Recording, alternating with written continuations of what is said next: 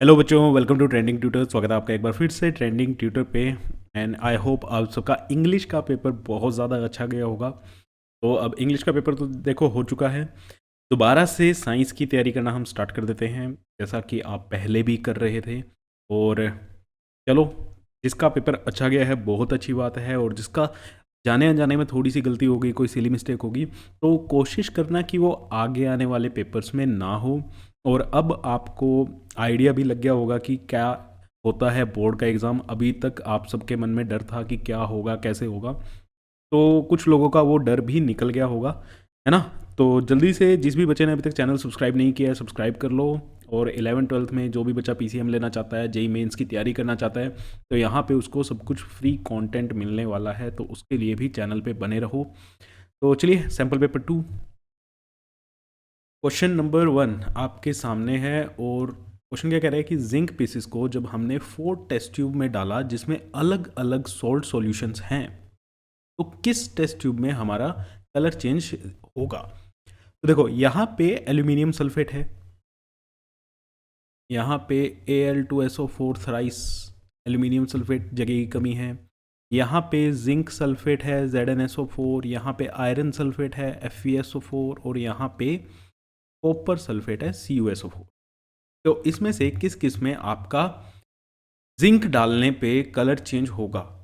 देखो, zinc aluminium को displace नहीं कर सकता, जिंक को भी डिस्प्लेस नहीं करेगा, ऑब्वियस सी बात है। ठीक है, तो यहाँ पे इसकी तो यहाँ पे तो सिर्फ कंसंट्रेशन बढ़ जाएगी जिंक की। और यहाँ पे जिंक आयरन से ज़्यादा क्या होता है, रिएक्टिव होता है, और कॉपर से भी ज़्यादा रिएक्टिव होता है। तो इसमें और इसमें 3 और 4 टेस्ट ट्यूब में क्या होगा, कलर चेंज हो जाएगा। तो हमारा आंसर क्या आएगा, ऑप्शन नंबर बी। ठीक है, ऑप्शन नंबर बी। और कलर में क्या इफेक्ट पड़ेगा, देखो जिंक को जब आप आयरन सल्फेट में डालोगे, ठीक है, इसका कलर कैसा होता है, पेल ग्रीन। इसका कलर कैसा होता है, पेल ग्रीन। ये इसको डिस्प्लेस करेगा ZnSO4 प्लस आयरन। इसका कलर क्या होगा, ये कलरलेस होता है। ठीक है, और सेम चीज़ जब आप कॉपर सल्फेट के साथ करोगे तो बनेगा तो ZnSO4 ही, जो अगेन कलरलेस है, और कॉपर निकलेगा। लेकिन यहाँ पे कौन सा कलर था, ब्लू। कॉपर सल्फेट का कलर क्या है, आप सबको पता है, ब्लू कलर है। तो ये भी पूछा जा सकता है किसी क्वेश्चन पेपर में कि भैया कौन से कलर से कौन सा कलर होगा, है ना। ब्लू से कलरलेस हो जाएगा सॉल्यूशन। चलो, नेक्स्ट रिएक्शन है। नेक्स्ट क्वेश्चन है, in the reaction CuO plus H2 give Cu plus H2O the reducing agent. किसने, कौन है रिड्यूस करने वाला, यहाँ पे कौन है रिड्यूस करने वाला। वो होता है भैया जो किसी में से ऑक्सीजन को चुरा के ले जाए, है ना। रिड्यूसिंग एजेंट क्या होते हैं, जो ऑक्सीजन निकाल दें या हाइड्रोजन को ऐड कर दें। अब यहाँ पे दिख रहा है कि इस हाइड्रोजन ने कॉपर ऑक्साइड में से इस ऑक्सीजन को ले लिया है ना। तो यहाँ पे हमारा रिड्यूसिंग एजेंट कौन होगा, H2। बहुत बच्चे यहाँ पे रिड्यूसिंग एजेंट, ऑक्सीडाइजिंग एजेंट में कंफ्यूज हो जाते हैं। ठीक है ना, ये कंफ्यूज हो जाते हैं, बट ये कंफ्यूज नहीं होना। रिड्यूसिंग एजेंट पूछा गया है यहाँ पे कौन होगा, तो भैया जिसने ऑक्सीजन निकाली है, हाइड्रोजन ने यहाँ पे ऑक्सीजन निकाल ली, तो हाइड्रोजन क्या है, हमारा रिड्यूसिंग एजेंट है। रिडक्शन किसका हुआ है, अगर इस क्वेश्चन में पूछते हैं ना कि किसका रिडक्शन हुआ है, तो कॉपर ऑक्साइड का रिडक्शन हुआ है। ठीक है, तो ये ध्यान से आंसर किया करो। Next, match the following. चलो, Na2CO3 यूज्ड फॉर डिसइंफेक्टेंट, नहीं, यूज फॉर Na2CO3 को हम, आई डोंट नो आपने पढ़ा है या नहीं पढ़ा। देखो, सोडा एसिड फायर एक्सटिंग्विशर में क्या होता था, Na2CO3 NaHCO3 का मिक्सचर होता था पहले। आज के टाइम पे फायर एक्सटिंग्विशर्स में डायरेक्टली कौन सी गैस भरी जाती है, आपको ये क्वेश्चन पता होना चाहिए कि आज के टाइम में हम CO2 डालते हैं, बट पहले मिक्सचर डाला जाता था। ठीक है, नेक्स्ट, ये फिर से वही आ गया CaOCl2। अच्छा, इसको CaOCl2 ये क्या है, इस कंपाउंड का नाम क्या है और इसका कॉमन नेम क्या है, मेरे को कमेंट करके बताओ। ठीक है, का कॉमन नेम आप ज़रूर कमेंट करो। ठीक है, का कॉमन नेम कमेंट करो।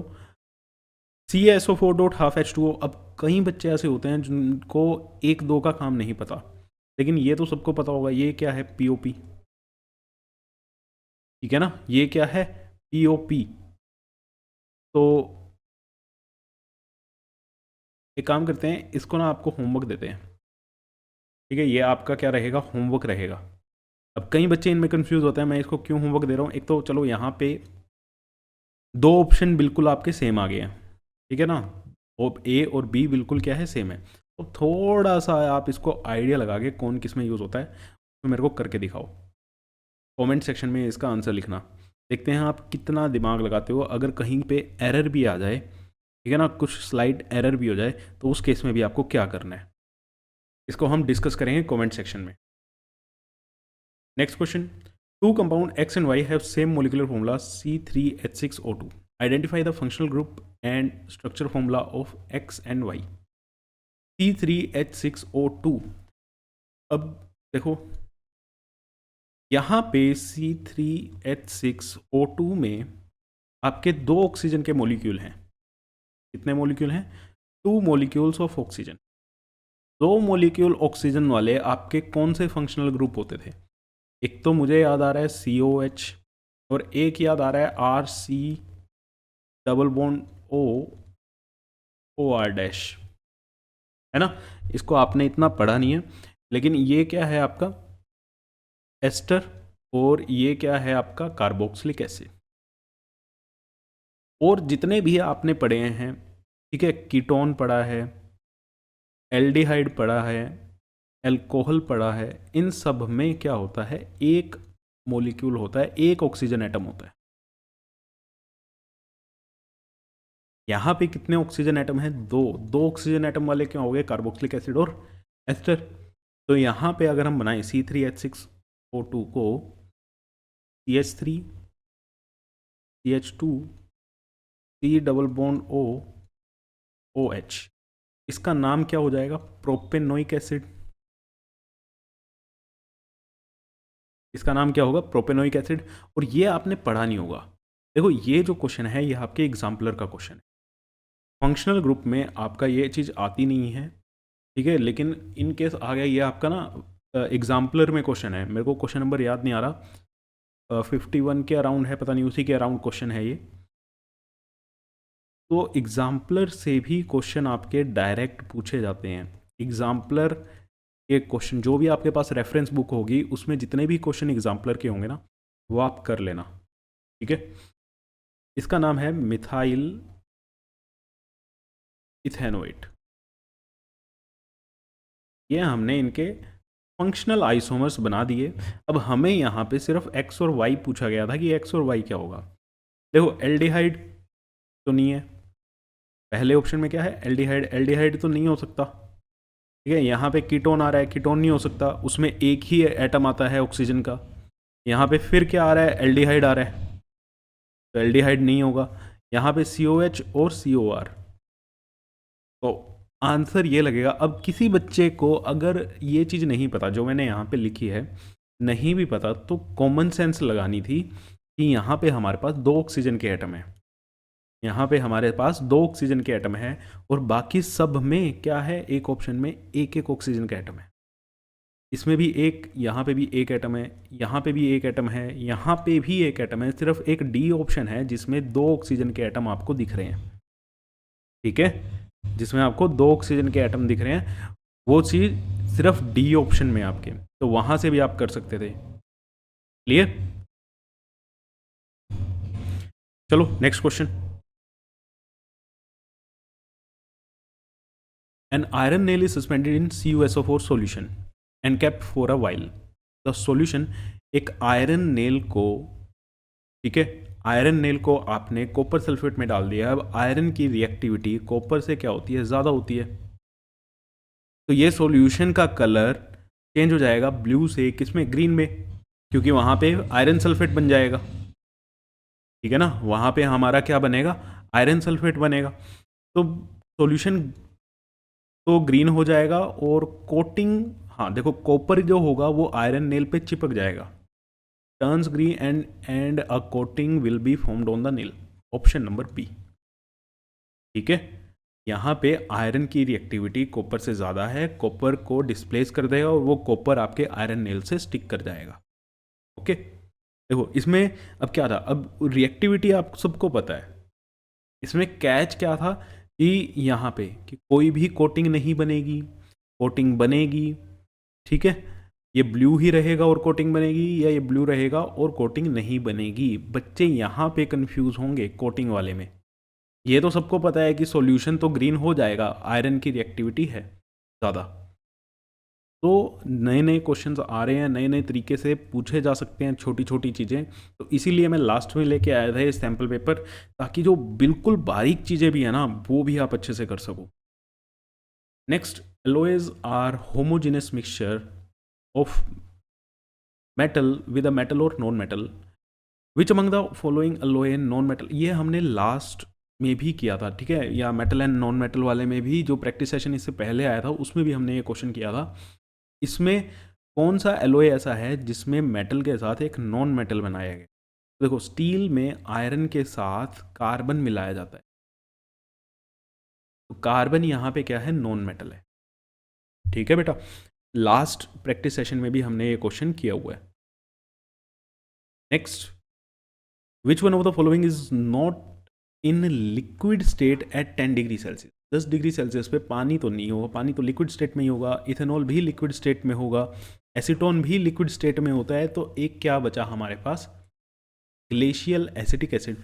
अब एसीटोन किसी को नहीं पता, किसी ने नहीं देखा, ठीक है, तो एसीटोन क्या होता है, नेल पॉलिश रिमूवर जो होते हैं ना, नेल पेंट रिमूवर में सबने देखे ही होंगे, ठीक है, नेल पेंट रिमूवर जो होते हैं, आप 10 डिग्री सेल्सियस में, जब आपकी विंटर सीजन चल रहा था उसमें भी वो लिक्विड ही थे।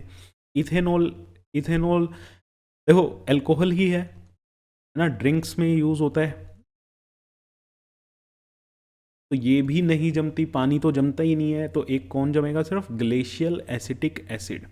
तो यहाँ पे अगर किसी को नहीं पता है कि ग्लेशियल एसिटिक एसिड क्या होता है, तो आप ये एलिमिनेट करने वाले ऑप्शन से चलो ना, कि हम किस बेसिस पे हमने क्या करा था, एलिमिनेट किए थे। मैंने आपको अभी तक ये नहीं बताया ग्लेशियल एसिटिक एसिड क्या होता है। आधे बच्चों को याद आ रहा होगा, आधे बच्चों को याद नहीं आ रहा होगा कि ग्लेशियल एसिटिक एसिड क्या होता है ना। तो भैया कमेंट कर दो कि ग्लेशियल एसिटिक एसिड क्या होता है। The energy rich compound produce through respiration. Respiration में जो एनर्जी जिस कंपाउंड से हमें मिलती है वो क्या होता है, एटीपी, ठीक है, वो क्या होता है, एटीपी। चलो वेरी गुड। अब इसकी तो फुल फॉर्म आपने याद कर ही रखी होगी। इसमें मैं आपको कैच बता देता हूँ, कई बार वो ना फुल फॉर्म लिख के देंगे आपको और थोड़ी थोड़ी सी मिस्टेक कर देंगे स्पेलिंग्स में, तो वहाँ पे ध्यान रखना कभी भी एटीपी की अगर फुल फॉर्म पूछी जाती है तो।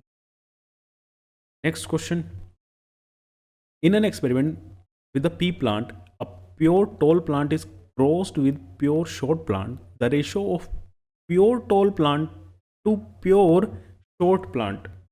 ओके, अब देखो जनरली सबको पता है कि जो रेशो आती है वो जनरली 3:1 की आती है ना, लेकिन यहाँ पे हमें प्योर टॉल और प्योर शॉर्ट की रेशो लेनी है। जल्दबाजी में ये क्वेश्चन गलत हो सकता है। प्योर टॉल और प्योर शॉर्ट की रेशो तो 1:1 आएगी। Next, dash is the product of meiosis. Meiosis का प्रोडक्ट क्या होता है, देखो मुझे नहीं पता आप ये आपके सिलेबस में है भी या नहीं है, ठीक है। मेगास्पोर्स जो होते हैं वो मियोसिस का प्रोडक्ट होता है। Microspores mother cell, primary endosperm nucleus या मेगास्पर्म मदर सेल। तो देखो मेगास्पोर्स जो होते हैं, अब इसको आप गूगल कर सकते हो या इस क्वेश्चन को आप छोड़ सकते हो, ये आपकी मर्जी है। ये आपके थोड़ा सा सिलेबस से क्या आउट चला जाता है, एनसीईआरटी में भी नहीं है ये। Next, who is called father of genetics. Father of genetics कौन होते हैं, ग्रेगोर मेंडल, है ना। सबने ये डायरेक्ट क्वेश्चन है, इसमें कुछ समझने की बात नहीं है। चलो नेक्स्ट क्वेश्चन पे चलते हैं। नेक्स्ट क्वेश्चन क्या कहता है, which part of the elementary kanal food is finally digested. Final digestion हमारा कहाँ पे होता है, देखो digestion mouth stage, mouth cavity से डाइजेशन स्टार्ट हो जाता है और एंड में जो डाइजेशन खत्म होता है फुली, वो कहाँ पे होता है, हमारा स्मॉल इंटेस्टाइन। अब बच्चे बात कर रहे होंगे स्मॉल इंटेस्टाइन से लार्ज इंटेस्टाइन में जाता है, लेकिन लार्ज इंटेस्टाइन में डाइजेशन नहीं होता, ठीक है ना, लार्ज इंटेस्टाइन में डाइजेशन नहीं होता। अच्छा, अगर लार्ज इंटेस्टाइन में डाइजेशन नहीं होता तो फिर क्या होता है, ठीक है, वो भी करके बताओ। चलो, which rule determine the direction of flow of current in a conductor, direction of flow of current in a conductor, देखो फ्लेमिंग का राइट हैंड रूल होता है, ये डायरेक्ट क्वेश्चन है, फ्लेमिंग का right hand rule. Next, the resistance of a conductor is R, if the length is doubled by stretching the wire the new resistance will be. देखो अगर आपने इसकी practice की हुई है तो डायरेक्ट आपको पता है न्यू रेजिस्टेंस क्या हो जाएगा, 4R हो जाएगा। अब कैसे हुआ है ये 4R भी, आपने मान लो पहले ये था, आपने इसको स्ट्रेच करके खींच के लंबा कर दिया, लेंथ L से 2L हो गई है, तो इसका एरिया A से A/2 हो जाएगा। तो यहाँ पे rho into 2L upon A/2 करोगे तो रो L/A, और ये साइड में क्या रहेगा, यहाँ पे लिखते हैं 4, तो 4 टाइम्स क्या हो गया, इसके रेजिस्टेंस से 4 गुना ज़्यादा हो गया है यहाँ पे, इसलिए इसको क्या लिखते हैं हम, 4R। इन क्वेश्चन की आपने ज़रूर प्रैक्टिस की होगी। अच्छा, इसमें कॉन्सेप्ट क्या रहता है फिर भी मैं बता देता हूँ, अगर कई बार आपको ना पता चले कि एरिया ऐसे A/2 क्या हो गया है, इलेक्ट्रिसिटी वाले चैप्टर में जाके आप देख सकते हो, डिटेल में किया है। कॉन्सेप्ट ये रहता है कि वॉल्यूम सेम रहेगी, ठीक है, वॉल्यूम रिमेन सेम। चलो इतना ही, बात नहीं है, डायरेक्ट ही है। Next, refer to the given pie chart regarding the contribution of the different greenhouse gases and select the incorrect statement regarding it। अब ये देखो बहुत डिटेल्ड क्वेश्चन है, ठीक है, कुछ क्वेश्चन आते हैं जो भैया डिटेल भी होंगे, जो ज़्यादा आपका दिमाग भी चलाएंगे। अब ग्रीन हाउस गैसेज में 60% क्या है, आपकी पी है। 60% का मतलब सबसे ज़्यादा ग्रीन हाउस गैस कौन सी है, दिमाग लगाओ, CO2 है। कर लोगे लेकिन थोड़ा सा पेशेंस रखना। उसके बाद सेकंड नंबर पे कौन सी आती है, मीथेन। सबसे ज़्यादा इन्हीं ग्रीन हाउस गैसेस का आपने नाम सुना होगा, ठीक है। उसके बाद फिर आपने, गर्मियाँ जैसे ही आने लग जाएंगी अभी थोड़े दिनों में, फिर दिल्ली में है ना गाड़ियों को लेके बड़ी दिक्कत हो जाती है, गाड़ियों के AC चलते हैं ज़्यादा, घरों में AC चलते हैं, है ना, उससे भी क्या निकलती है, एनवायरनमेंट हमारा नुकसान होता है उससे। और एसीज में क्या होती है, CFCs, क्लोरोफ्लोरोकार्बन्स। और लास्ट में क्या रहेगी, ये S क्या होगा, N2। लास्ट क्या होगा, N2। अब इसको पढ़ लेते हैं। S is used in aerosol cans, jet fuels, air conditioner, refrigerator. नहीं, यही मतलब ये इनकरेक्ट है, दिस इज इनकरेक्ट, और हमें इनकरेक्ट ही बतानी है। तो हमारा आंसर तो हमें पहले यही पढ़ के मिल गया कि S यूज होता है। देखो रेफ्रिजरेटर, किसी को ये नहीं पता एरोसोल्स कैन क्या होते हैं, जेट फ्यूल क्या होता है। एयर कंडीशनर में, रेफ्रिजरेटर्स में तो आपके क्लोरोफ्लोरोकार्बन्स होती हैं, क्या होती हैं यहाँ पे, CFCs होते हैं, ठीक है। या आपने कभी भी अपने घर में जो आपने AC इंस्टॉल कराया हुआ है, उस AC में आप चेक करना कि कौन सी गैस है, वहाँ पे एक लिखा होगा R22, गैस का नाम लिखा होगा R22, इसको गूगल करके देखना, तो ये भी क्लोरोफ्लोरोकार्बन्स होते हैं, ठीक है। चलो next question, in the following group of material which group contain only non biodegradable item, non biodegradable item. देखो वुड, ये लेदर बायोडिग्रेडेबल है, ठीक है। अब किसी को प्रॉब्लम आती है कि लेदर कैसे बायोडिग्रेडेबल है, पहले भी हमने किया हुआ है, यह लेदर जो होती है वो एनिमल स्किन से बनती है, तो वो बायोडिग्रेडेबल हो गई। पॉलीथीन, डिटर्जेंट, PVC, ये नॉन बायोडिग्रेडेबल हैं। सोप एंड डिटर्जेंट में आपने पढ़ा होगा डिटर्जेंट्स आर नॉन बायोडिग्रेडेबल। अब यहाँ पे ग्रास आ गया, ग्रास बायोडिग्रेडेबल है। Plastic, Bakelite, DDT। बैकेलाइट क्या होता है अगर किसी को नहीं पता, फिर भी भैया लगा देना, क्योंकि और कोई आपके पास चॉइस ही नहीं है, ठीक है। ऑप्शन भी आपको यही कह रहे हैं, हाँ A ऑप्शन आपको फंसा सकता है, ठीक है। A ऑप्शन आपको थोड़ा सा फंसा सकता था कि किसी बच्चे को ये नहीं पता तो वो उस पर रिस्क ना ले, या डिटर्जेंट नहीं पता तो उस पर रिस्क ना ले। तो आंसर क्या होगा इसका, B, ठीक है। चलो चलते हैं नेक्स्ट क्वेश्चन पे। असर्शन रीजनिंग चलो. In the following chemical reaction, CO plus Zn gives ZnO plus Cu. Zinc is getting oxidized and copper oxide is getting reduced. ये बात ठीक है. The process in which oxygen is added to a substance is called oxidation, whereas the process in which oxygen is removed from the substance is called reduction. ये भी ठीक है. ठीक है. तो यहाँ पे both A and R are true. Both A and R are true. And R is correct explanation of A. R is correct explanation of A.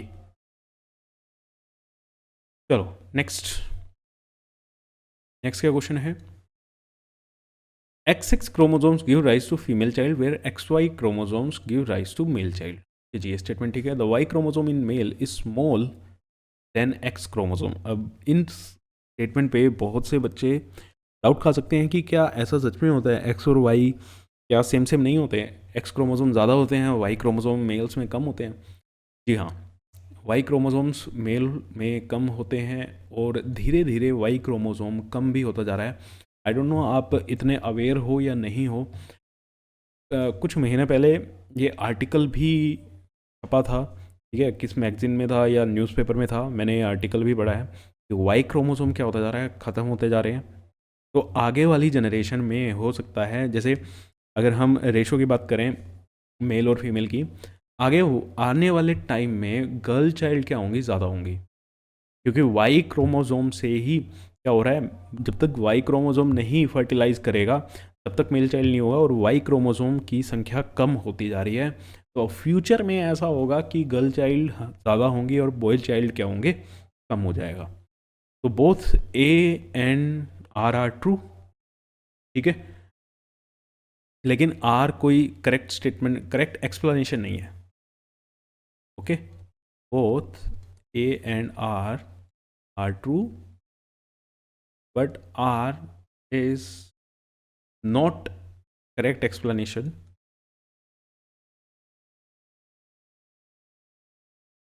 Okay, जाके गूगल भी करके देख सकते हो इसको कि वाई क्रोमोसोम्स का ऊपर आपको आर्टिकल मिल भी जाएगा. ठीक है, अभी मत पढ़ना, पेपर के बाद आराम से पढ़ना. नेक्स्ट क्वेश्चन क्या है. The strength of magnetic field produced at the centre of a current carrying circular coil increases on increasing the number of turns of the circular coil. ठीक है जी, ठीक है, ये बात बिल्कुल ठीक है. Magnetic field strength is directly proportional to the number of turns of the coil. ये भी बात बिल्कुल ठीक है. और इसके साथ हमारा आंसर क्या लगता है, both A and R true.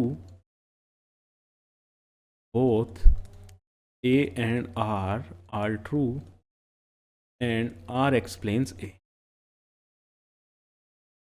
तो जो मैग्नेटिक फील्ड होती है, ठीक है, मैग्नेटिक फील्ड डायरेक्टली प्रोपोर्शनल है नंबर ऑफ टर्न के, डायरेक्टली प्रोपोर्शनल है करंट के. करंट बढ़ाओगे तब भी बढ़ेगी, नंबर ऑफ टर्न्स बढ़ाओगे तब भी आपकी मैग्नेटिक फील्ड बढ़ेगी. ठीक है. Next, CFCs deplete the ozone layer. बिल्कुल सही कह रहे हैं, CFC डिप्लीट करते हैं. CFC are used as refrigerant and in fire extinguisher. अभी हमने बात की थी इस चीज़ की कि CFCs रेफ्रिजरेंट में यूज़ किए जाते हैं. ठीक है, तो again both A and R true.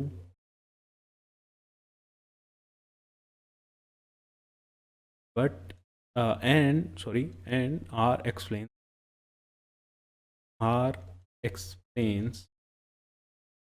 ठीक है, चलो जी, नेक्स्ट क्वेश्चन है आपका.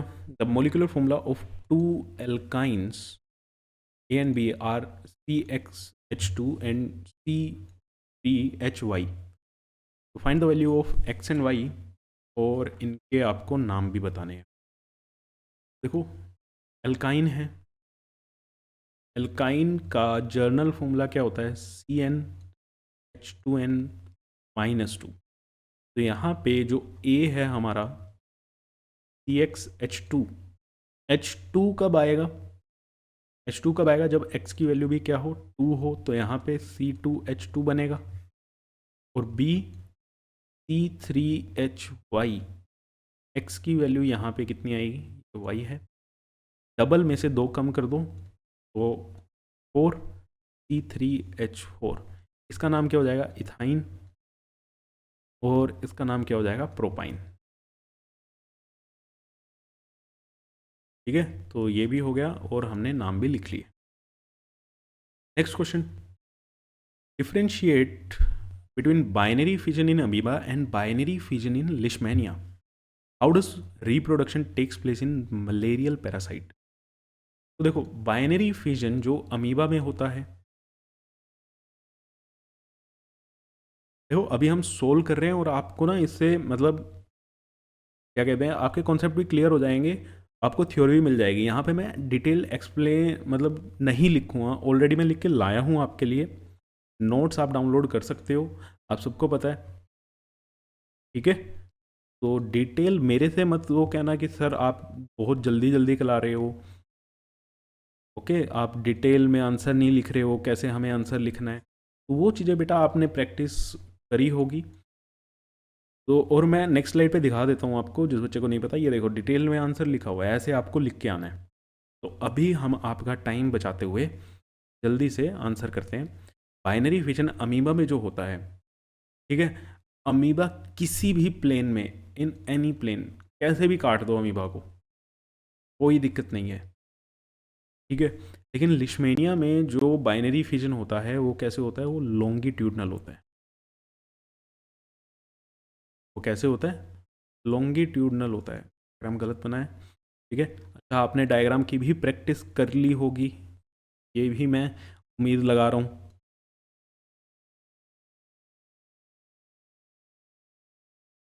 लिशमेनिया में ऐसे लॉन्गिट्यूडनल क्या होता है? बाइनरी फिजन होता है। सेकंड इन्होंने पूछा हुआ है कि मलेरियल पैरासाइट, देखो सीधा सीधा नहीं पूछा हुआ है, बस थोड़ा सा घुमा के पूछ दिया। मलेरियल पैरासाइट क्या होते हैं? प्लाज्मोडियम। मलेरियल पैरासाइट क्या होते हैं? प्लाज्मोडियम। और प्लाज्मोडियम में क्या होता है? अब आप सभी बच्चों को याद भी आ गया होगा, जिनको अब पहले नहीं आ रहा था तो अब याद आ गया प्लाज्मोडियम का नाम सुन के। प्लाज्मोडियम में मल्टीपल फिजन होता है। रिप्रोडक्शन कैसे होता है? मल्टीपल फिजन से।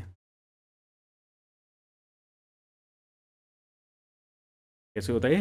मल्टीपल फिजन से। ठीक है, तो ये अमीबा वाला रहा और ये आपका मल्टीपल फिजन इन प्लाज्मोडियम। ओके, तो ऐसे आपको लिखना है डायग्राम, आपके पास टाइम है, आप डायग्राम बना सकते हो, बहुत अच्छी बात है। नहीं है तो 2 नंबर का क्वेश्चन है, आप 2-2 लाइन भी लिख के आ जाओगे तो भी आपका चल जाएगा। नेक्स्ट है, what is double circulation? Why is separation of the right side and left side of heart is useful? How does it helps birds and mammals? देखो क्या होता है, डबल सर्कुलेशन क्यों चाहिए भाई हमें, का तो डिटेल में आंसर से ही रीड करते हैं ताकि आपको मज़ा भी आए।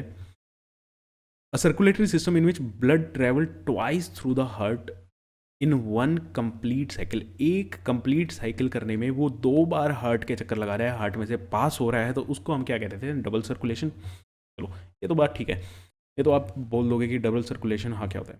लेकिन दूसरा क्वेश्चन जो इम्पोर्टेंट है कि हमारे हार्ट में क्या था? चैम्बर्स क्यों बने हुए हैं ना, राइट साइड और लेफ्ट साइड में ये चैम्बर्स हमारे हार्ट में क्यों बने हुए हैं? तो देखो आपको पता है, एक साइड हमारी तरफ क्या होता है? ऑक्सीजनेटेड ब्लड, एक साइड क्या होता है? Deoxygenated blood. अब मैमल्स हैं, बर्ड्स हैं भैया, बहुत बड़ी बड़ी बॉडी हैं, और हमारे बॉडी में हर एक काम करने के लिए पर्टिकुलर स्पेसिफिक टिश्यूज़ हैं, स्पेसिफिक सेल्स हैं, तो वो एक ही काम में लगे हुए हैं, उनको अच्छी खासी एनर्जी चाहिए उसके लिए। अगर हमारी बॉडी में, हार्ट में ये चैम्बर्स ना हो तो ऑक्सीजनेटेड और डीऑक्सीजनेटेड ब्लड आपस में मिल जाएगा, और क्या होगा? अच्छे से मतलब एनर्जी ट्रांसफ़र नहीं हो पाएगी। ब्लड का काम क्या है? आपके न्यूट्रिएंट्स को एक प्लेस से दूसरे प्लेस तक लेके जाना, तो वो चीज़ एफिशिएंटली नहीं होएगा, आपके सेल्स को एनर्जी नहीं मिलेगी, आप अच्छे से काम नहीं कर पाओगे।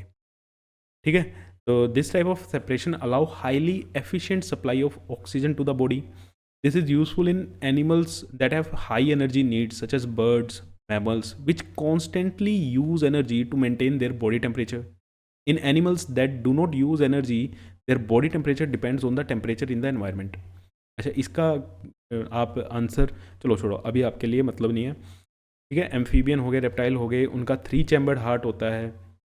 ये आपने टेबल बनाई हुई है कि किसका 3 चैम्बर्ड होता है? 2-3 चीज़ें लिखी होनी चाहिए, है ना? 3 चैम्बर्ड किसका होता है, 2 चैम्बर्ड किसका होता है, 4 चैम्बर्ड किसका होता है। इसके आप एग्जाम्पल याद कर लेना एक बार। Next question, draw a ray diagram showing the image formation by a convex lens when the object is placed between optical center and focus of lens। Optical centre और फोकस के बीच में कॉन्वेक्स लेंस है हमारे पास, ये इसका optical centre हुआ, ये इसका फोकस हुआ, यहाँ पे हमारा क्या है, कोई ऑब्जेक्ट रखा हुआ है। तो रूल्स के अकॉर्डिंग हमारे पास 3-4 रूल होते हैं ना इमेज बनाने के लिए। तो एक रे तो पैरेलल जाएगी, पैरेलल जाएगी तो वो दूसरी साइड के फोकस से निकलेगी, जिसको आप क्या कहते हो, 2f। ठीक है, दूसरी रे को हम कहाँ से पास करा देते हैं, ऑप्टिकल सेंटर से पास कराते हैं। और ये आगे तो हमें कहीं जाती हुई मिलती दिख नहीं रही। एरो ज़रूर लगा के आना। अब छोटी छोटी मिस्टेक, आपका इंग्लिश का पेपर हो चुका है, अपने घर आके अगर एनालाइज किया है या वहीं स्कूल में किया है तो आपको पता है कि कई चीज़ें मतलब बिल्कुल कहते हैं ना कि ये यार ये मिस्टेक तो मेरे से कभी भी नहीं हो सकती थी और मैंने कर दी, पता नहीं कैसे कर दी, है ना। तो वैसे भी हुई होंगी, लेकिन उसके नंबर तो देखो कटेंगे। आप जो मर्जी कर लो, नंबर तो आपके कटेंगे ही। इसलिए साइंस के एग्ज़ाम में अगले जितने भी आपके एग्ज़ाम हैं उनमें मत करना। जैसे यहाँ पे एरो की मिस्टेक है, अगर आप एरो ही नहीं बना के आए तो रे डायग्राम का कोई फ़ायदा नहीं है।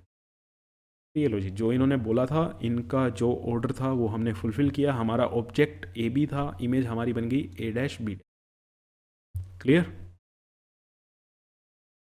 Rearrange the following according to the ascending trophic level in food chain. Ascending order में इनको हमें रखना है। तो सबसे पहले देखो, घास, ग्रास आएगी, फिर इस ग्रास को कौन खाएगा, ग्रास होपर। और ग्रास होपर को कौन खा जाएगा, फ्रॉग खा जाएगा अगर उसे भूख लगी तो। और सांप तो बैठा ही है भाई डसने के लिए, फिर स्नेक, और फिर ऊपर से कौन आएगा, हॉक।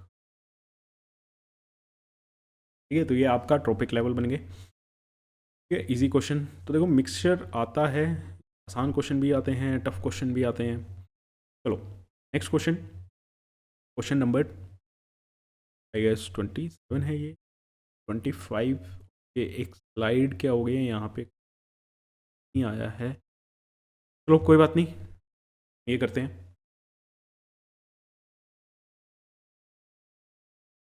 हो गया। P, Q, R are 3 elements which undergo chemical reaction according to the following equation। ये आपके पास इक्वेशन है। अब ए इक्वेशन में क्या हो रहा है, P2O3 से 2Q रिएक्ट किया तो Q2 बन गया। मीन्स यहाँ पे Q ने P को डिस्प्लेस कर दिया। Q displace P means Q की रिएक्टिविटी P से ज़्यादा है। यहाँ पे Q ने R को डिस्प्लेस कर दिया। देखो इस रिएक्शन से हमें पता लगा कि Q की रिएक्टिविटी R से भी ज़्यादा है। और इस रिएक्शन में हमें पता चल रहा है कि P ने R को डिस्प्लेस कर दिया। तो इस रिएक्शन से हमें पता लगा कि P की रिएक्टिविटी R से ज़्यादा है। तो which element is most reactive, Q सबसे ज़्यादा रिएक्टिव है। Which element is least reactive, R। ठीक है, देखो Q P को भी कर रहा है, Q R को भी कर रहा है, तो Q P और R से तो ज़्यादा ही हुआ। अब P और R में से यहाँ पे थर्ड रिएक्शन से हमें पता लगा कि P R को डिस्प्लेस कर रहा है, तो P की रिएक्टिविटी R से ज़्यादा है। तो सबसे कम किसकी होगी, R की होगी। State the type of reaction listed above. ये सारी की सारी रिएक्शंस कैसी हैं, डिस्प्लेसमेंट रिएक्शन है। वही तो हम बोल रहे हैं बार बार, सारी की सारी रिएक्शंस कैसी हैं, displacement reaction. Next, an ore on treatment with dilute HCl gives a smell that like rotten egg. Rotten egg like smell, यहाँ से सीधा सीधा आपको पता चल गया होगा क्या है, H2S। Rotten egg like smell इसी की होती है। What type of ore is this, how it can be treated, how can the metal be obtained from the concentration of ore. तो चलो वो कर लेते हैं हम। रोटन एग लाइक स्मेल,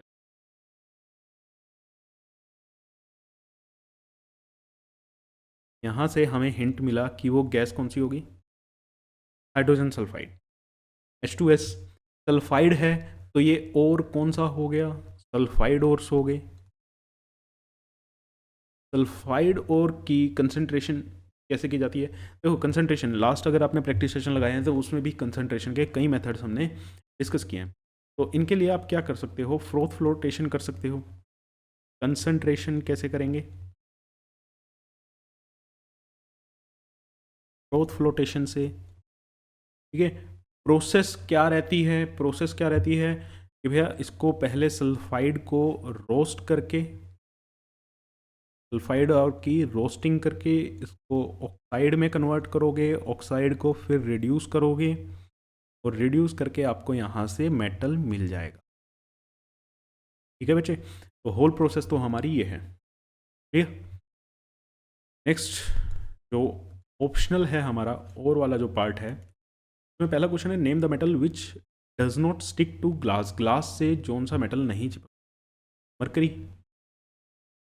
ठीक है, मरकरी ग्लास से नहीं चिपकता है, लिक्विड फॉर्म में है। तो पता है थर्मामीटर सबने देखा ही होगा। ठीक है, मरकरी थर्मामीटर किसी ने देखा है? पता नहीं, आपकी जनता तो वो है ना जिसने इंफ्रारेड वाले देखे हैं या जो सेल वाले आते हैं वो देखे होंगे।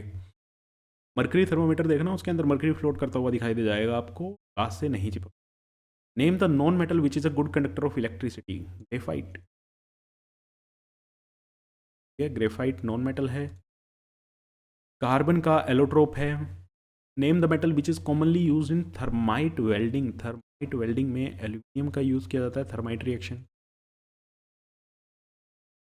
What get deposit at cathode, a pure or impure metal. Cathode पे हमेशा ही प्योर मेटल क्या होता है? डिपोजिट होता है। What is the nature of zinc oxide. Zinc oxide का नेचर कैसा होता है? जिंक ऑक्साइड एम्फोटेरिक है। ठीक है, जिंक ऑक्साइड कैसा है? एम्फोटेरिक है नेचर। चलो, आई होप सबके आंसर अभी तक ठीक आ रहे होंगे। ठीक है। Next question, draw diagram of the human excretory system. Diagram की आपने प्रैक्टिस की है या नहीं की अभी तक? ठीक है, बायो के सारे डायग्राम की आपने प्रैक्टिस की है या नहीं की, एक बार कमेंट में लिख के बताओ। तो draw a diagram of human excretory system and label on it the following part, right one main function each of the following part. अब किडनी का क्या काम है? किडनी का काम क्या है? ब्लड को फिल्टर करना, फिल्ट्रेशन ऑफ ब्लड। यूरेटर का काम क्या है? ट्रांसपोर्ट करना यूरिन को किडनी से ब्लैडर तक।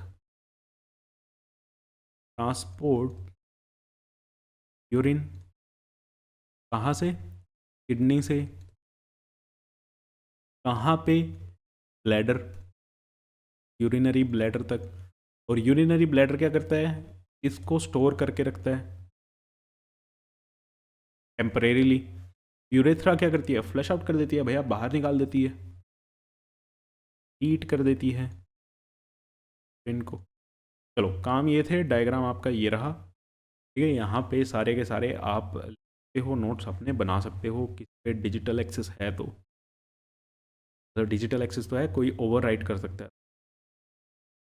नेक्स्ट का भी आंसर यहीं पे लिखा हुआ है, मीन्स थ्योरेटिकल क्वेश्चन है direct. Child question his teacher that why do organism resembles their parents more as compare to grandparents, in which way will the teacher explain to the child.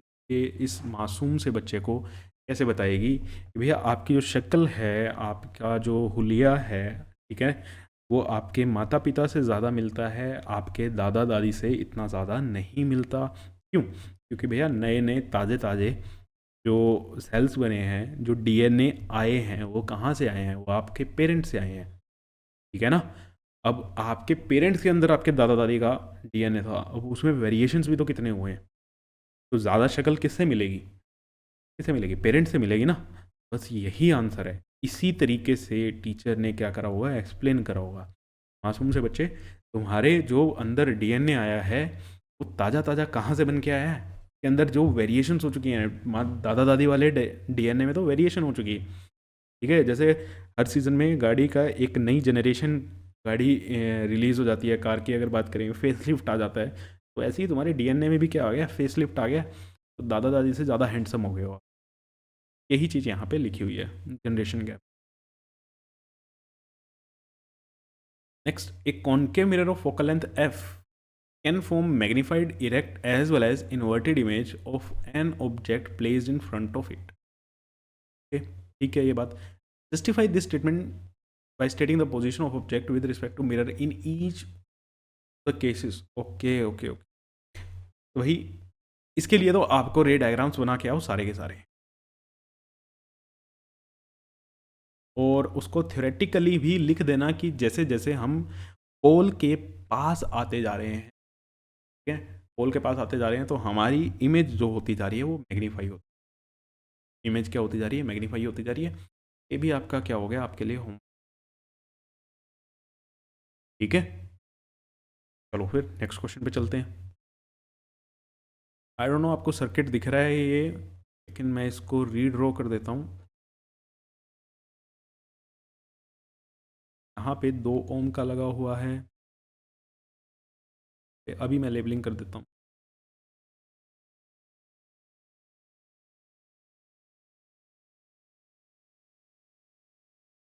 रोज है ये 6 volt की battery है, ये 2 ओम का है, ये 5 ओम का है, और ये 10 ओम। ठीक है, अब आपको दिख रहा होगा the total effective resistance and the total current. देख के आंखों को एकदम पता चल गया होगा कि ये सारे के सारे क्या हैं, पैरेलल में हैं। तो पैरेलल में इफेक्टिव रेजिस्टेंस क्या हो जाएगा, बाई 2 + 1/5 + 1/10 ले लेंगे हम 10, 5 + 2 + 1 which is equal to 8/10। Effective resistance R total क्या आ गया हमारा 10/8। क्लियर? जिसको आप सोल्व करोगे तो ये 1.25 आ जाएगा। Total current I is equal to V/R। V है 6/10 × 8 विच कम्स 4.8 एम्पियर। यूनिट जरूर लगाना, अभी देखो सिली मिस्टेक मैं भी कर रहा था, यूनिट के भी आपके नंबर कटते हैं। सेकेंड पार्ट क्या कहता है, करंट थ्रू ईच रजिस्टर, हर एक रजिस्टर में से कितना करंट पास हो रहा होगा। ओके तो 2 ओम वाले में से कितना रेजिस्टेंस होगा भैया, कितना करंट होगा, सॉरी 6/2 3। 5 ओम में से कितना करंट जाएगा, 6/5 विच इज़ 1.4। और 10 ओम वाले में से कितना करंट जाएगा, by 10 which is 0.6। V/R same formula लगा रहे हैं हम। ठीक है, चलो ये ब्लैंक जो आपको पीपीटीज दिख रही हैं, स्लाइड्स दिख रही है, वो किसके लिए है, वो सॉल्यूशन के लिए थी। ठीक है, जो मैंने पेज बचा लिए हैं और वहीं पे कर दिए। Effective resistance of the circuit, potential difference across 10 ohm resistor एश, इसके अक्रॉस कितना पोटेंशियल ड्रॉप हुआ है। इसके अक्रॉस देखो, पहले वाला तो आप निकाल सकते हो यार, ऐसी बात है। इफेक्टिव रेजिस्टेंस तो 15 हो गया, सीरीज में है ये। ठीक है, करंट कितना हो जाएगा, 2/15। करंट कितना हो जाएगा, 2/15। अब कोई बच्चा ये डर सकता है कि 10 ओम के पास कितना पोटेंशियल ड्रॉप हुआ है भैया, V is equal to IR। तो I की वैल्यू क्या आई है हमारी, 2/15। रेजिस्टेंस क्या है इसका, 10। ठीक है, तो आंसर क्या आ गया आपका, 20/15। कदम बहुत ईजी है। फिर से यहाँ पे हमें सोल्व करना था, और ये जो अनवांटेड स्लाइड्स बीच में रह जा रही हैं ये मैं आपको डिलीट कर दूंगा, इसकी दिक्कत मत लेना। नेक्स्ट क्वेश्चन है, व्हाट इज पोनिफिकेशन। पोनिफिकेशन क्या होती है, लिखा है क्या, हाँ आगे इसको लिखा हुआ है, नहीं ये तो सेकंड पार्ट का आंसर लिखा हुआ है यहाँ पे। ठीक है, तो सोनिफिकेशन क्या होती है भैया, सोप बनाने की जो प्रोसेस होती है उसको सोनिफिकेशन कहते हैं। Difference between soap and detergent, last वाले सैम्पल पेपर में भी हमने किया था, है ना। सोप्स क्या होती हैं, कार्बोक्सिलिक एसिड की सोल्ट्स होती हैं, सोडियम या पोटेशियम सोल्ट। डिटर्जेंट क्या होते हैं, बेंजील सल्फोनिक एसिड के होते हैं। तो केमिकल कंपोजिशन के बेसिस पे हमने कर दिया। तो मैं लिखता हूँ, अगर किसी बच्चे ने नहीं लगाया है वो तो प्लीज़ जाके लगा लेना, उसमें अलग क्वेश्चन आपको मिल सकते हैं, और यहाँ पे अलग क्वेश्चन है। जितने भी आपके सैम्पल पेपर अब आएंगे अच्छे अच्छे आ रहे हैं, इसमें 2-4 क्वेश्चन बहुत अच्छे थे और आपकी रिवीजन भी क्विक हो जाएगी। तो सोडियम या potassium salt of long chain carboxylic acid,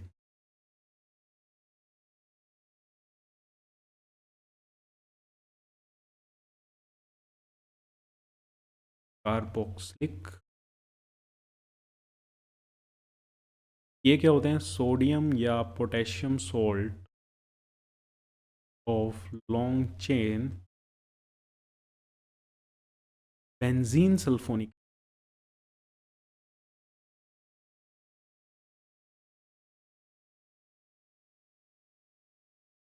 mechanism in hard water, hard water में भैया ये तो लेदर फॉर्म नहीं करेंगे, do not form lather in hard water, ये फॉर्म करते हैं। लेदर का मतलब यहाँ पे झाग, ठीक है।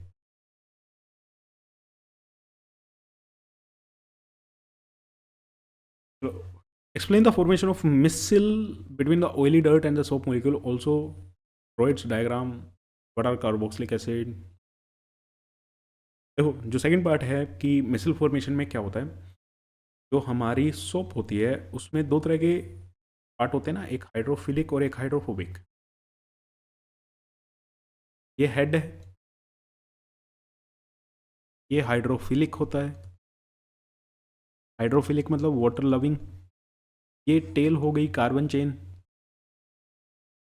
ये हाइड्रोफोबिक होती है, पानी से दूर भागेगी। अब पानी से दूर भागेगी तो पानी में तो गंदगी है, ठीक है। जो भी डर्ट आपको साफ़ करनी है तो पानी से दूर जाएगी तो किसके पास जाएगी? डर्ट के पास। तो ये डर्ट का जो मॉलिक्यूल है, ठीक है, रेड कर देते हैं इसको, ऑयल ड्रॉप जो है, इससे क्या हो जाएगा, जो ये हाइड्रोफोबिक पार्ट है वो लग जाएगा और चारों तरफ से इसको घेर लेंगे तो एक ये स्फेरिकल शेप सी जो बन जाती है, इसको हम क्या कहते हैं? मिसल फॉर्मेशन। और पानी के साथ जब आप साफ़ करोगे ये इसको बहा के अपने साथ ले जाएंगे और इस हिसाब से आपके कपड़े धुलते हैं, साफ़ हो जाते हैं। क्लियर? ठीक है।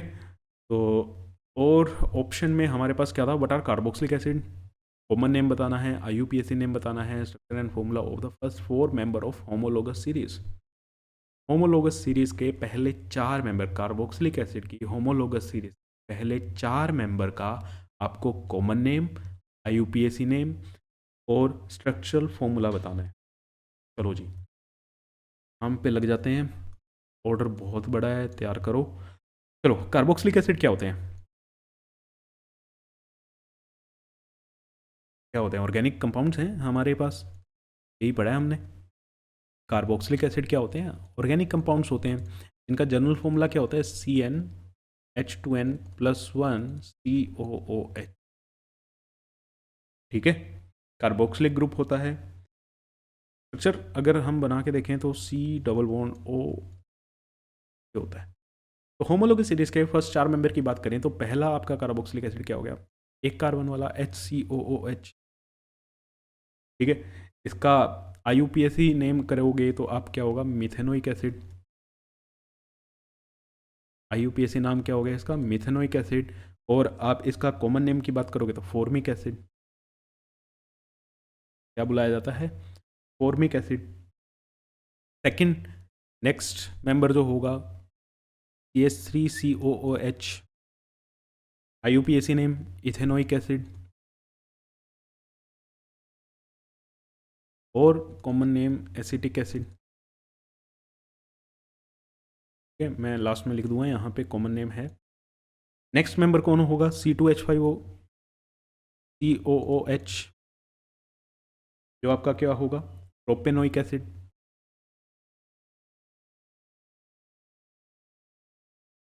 और इसको कॉमनली प्रोपियोनिक एसिड भी बोला जाता है, ठीक है। मैंने आपने इसके कॉमन नेम याद नहीं करे होंगे और इतना ज़रूरी भी नहीं था, लेकिन इन्होंने पूछ लिया है। यहाँ पे 4 मेंबर वाले का नाम क्या हो जाएगा? Butanoic acid. और इसको ब्यूटायरिक एसिड बोला जाता है, ब्यूटायरिक एसिड, ठीक है। तो ये हमारे कॉमन नेम है, ये इधर हम क्लियर है। तो आपने एक दो के तो, पहले 2 के तो आपको पता होंगे, लास्ट के 2 के शायद ना भी पता हो किसी को, तो इतना ज़्यादा टेंशन नहीं लेना है, बैठे हुए हैं हम। चलो next question, using the diagram answer the following question, where is the egg cell present in the flower. Egg cell में, इस फूल के अंदर एग सेल कहाँ होते हैं? एग सेल कहाँ होते हैं भैया? ओवरी में होते हैं एग सेल ना। तो क्या बताओगे इन्हें? ओवरी में होते हैं। अच्छा, पेपर ना ऐसे लिख के आना कि सामने वाला को कुछ आता ही नहीं है। आप इतने डिटेल में, इतने अच्छे से अपने आंसर को प्रेजेंट करोगे कि सामने वाला अगर पहली बार भी पढ़ रहा हो तो समझ आ जाएगी क्या लिखा हुआ है, क्या कहना चाह रहा है। ठीक है।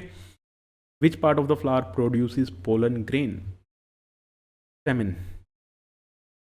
ठीक है, यहाँ से आपके पोलन ग्रेन मिलेगा। What is the difference between unisexual flower and bisexual?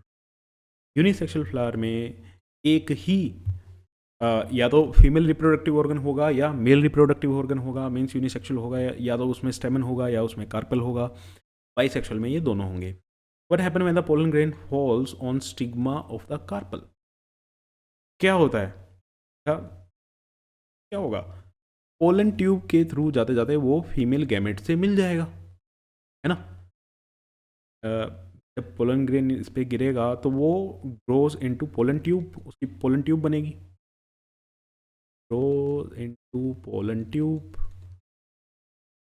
और वो नीचे जाएगा फीमेल गैमेट के पास। How is zygote is formed in the flower? Zygote कैसे बनता है? जब मेल गैमेट फीमेल गैमेट से फ्यूज करता है। ठीक है, when male gamete fuses with female gamete.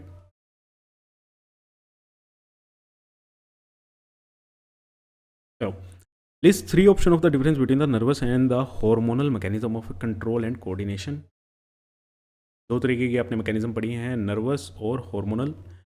How oxygen is related with the bending of the plant shoot toward unidirectional light? ये ऑक्सीजन वाला हमने बहुत बार कर चुके हैं। चलो, ये इसका डिटेल आंसर। नर्वस मैकेनिज्म में क्या होता है, हमारी इलेक्ट्रिकल इम्पल्सिस के थ्रू इंफॉर्मेशन पास होती है। ठीक है, जबकि हॉर्मोन्स किस में फ्लो करते हैं भैया? कहाँ पे तैरते हुए जाते हैं? Blood cells. इन्फॉर्मेशन हमारी कहाँ से जाएगी? ब्लड सेल से। Affect only a particular part of the body, target पे जाके ये अफेक्ट करते हैं सीधे, और ये अलग अलग ऑर्गन्स पे भी जा सकते हैं, क्योंकि ब्लड सेल्स में क्या जा रही है? आपकी इन्फॉर्मेशन तैरती हुई जा रही है। यहाँ पे सिग्नल ट्रांसमिशन फास्ट होता है, यहाँ पे थोड़ा सा स्लो होता है। ठीक है, तो ये डिफरेंस था। और जब ऑक्सीजन वाला जो क्वेश्चन था वो भी आपके सामने लिखा हुआ है। ये ऑक्सीजन वाला क्वेश्चन आप बहुत बार कर लिया होगा, हमने भी सैम्पल पेपर में, हमारे जितने भी सीरीज है, प्रैक्टिस सेशंस हैं, उनमें बहुत बार किया है। ठीक है, चलो चलें नेक्स्ट पे। ओके, ये हाँ, ये ना बढ़िया क्वेश्चन है।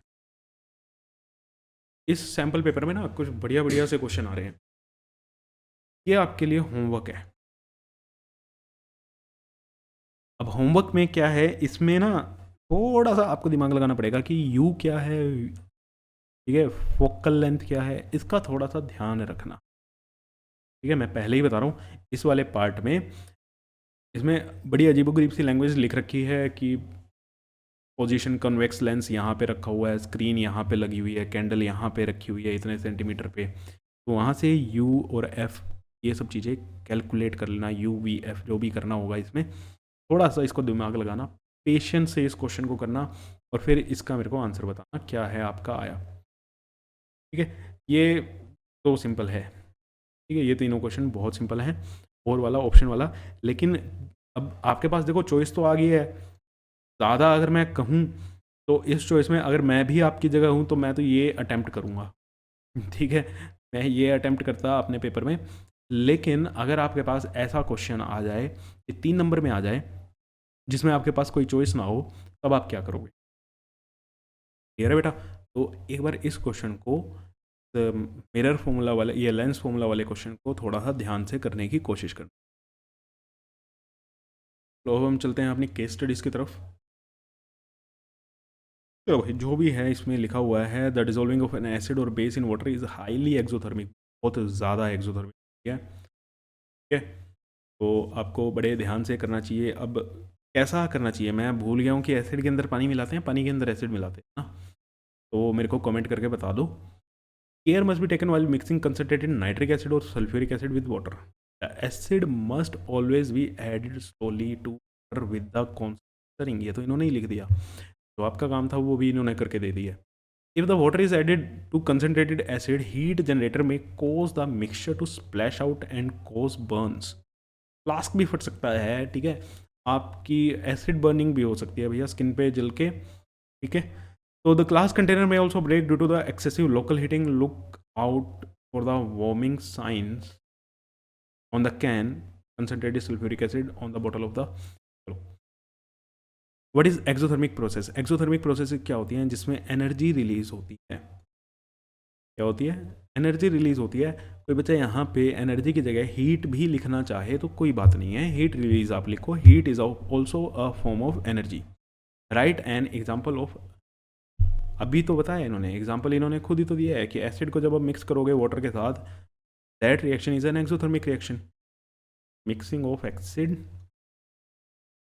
With water.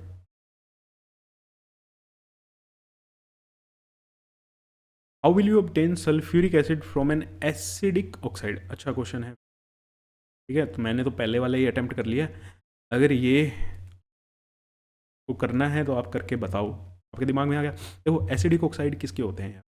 Acidic oxide non metal के ऑक्साइड्स होते हैं। अब नॉन मेटल के ऑक्साइड में एक आपने ये भी पढ़ा है SO2, और अगर आप इसको पानी में डाल दोगे तो आपको क्या मिल जाएगा? H2SO4, ठीक है। और सॉरी SO2 से तो SO3 मिलेगा, ये SO sulphur try oxide water में डाल दो H2SO4, तो ये ऐसे हमें मिल जाता है। ये रिएक्शन में थोड़ा सा अच्छे ढंग से,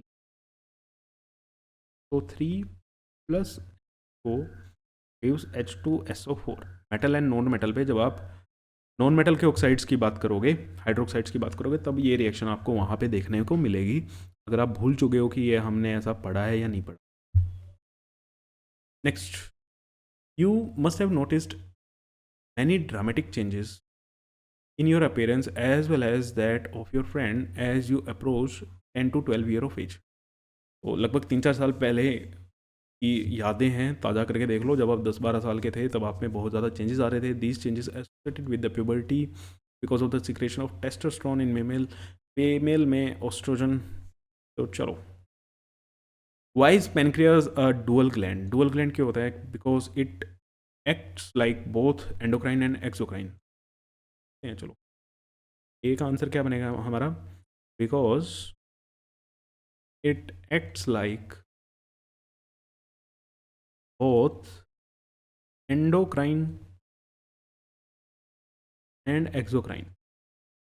अब यहाँ पे मैंने क्यों लिखा है, ताकि थोड़ा सा आपको और भी बता दें। जो एंडोक्राइन होते हैं और एक्सोक्राइन में डिफरेंस क्या होता है? देखो, एक्सोक्राइंस जो होते हैं वो एंजाइम रिलीज करते हैं,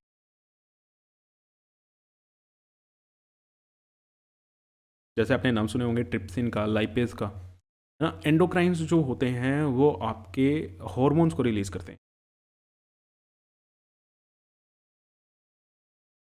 जैसे आपने पेनक्रियास से सुना होगा इंसुलिन रिलीज करते हैं, तो इंसुलिन एंजाइम हार्मोन है। कौन सा? एंडोक्राइन, ठीक है। उस टाइम ये कैसे एक्ट कर रहे होंगे?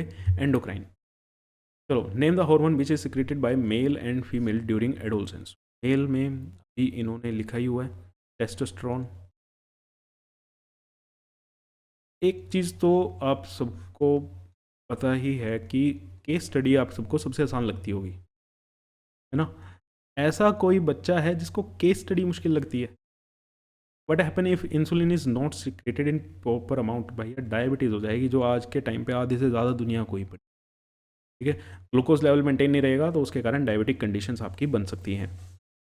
From which cell of the pancreatic isles insulin and glucagon hormone are secret?